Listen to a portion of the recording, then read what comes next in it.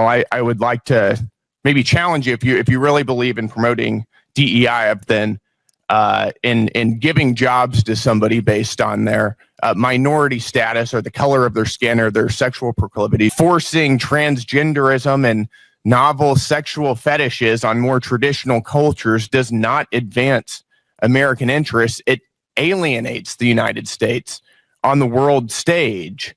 This committee should be providing oversight of the executive branch's illegal impoundment of federal funds. Not only is pro-Putin President Trump threatening economic warfare against our closest allies and partners, he's also defying a court order to release billions of dollars in U.S. foreign aid. So the chairwoman can peddle new conspiracy theories about U.S. foreign aid. We've also seen USAID money going to oppose many of our allies abroad. Madam Chair gave a few examples, and I'll give a few more here. We've seen USAID money funding efforts to influence elections in India against Prime Minister Modi. We've seen our ally Hungarian Prime Minister Viktor Orban accusing USAID of funding left-wing media outlets that are opposing him.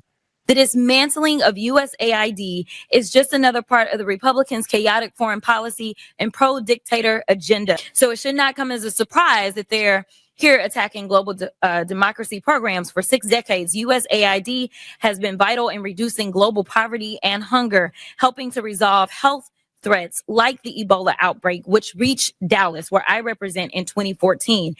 We've seen USAID give $12.5 million just last year to the American Near East Refugee Agency, whose staff openly called for violence against Jews. The refugee agency also funded projects of the Unlimited Friends Association, which is a proxy organization for Hamas.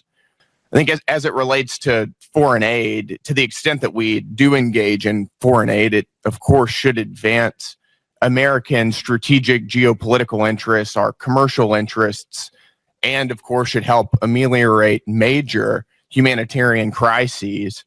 But it ought to be rooted in realism, which is a recognition that we have strategic interests abroad that we ought to advance. And it ought to be rooted in a rational conception of the way the world actually is, and not the way some leftist secular bureaucrat at USAID believes the world should be.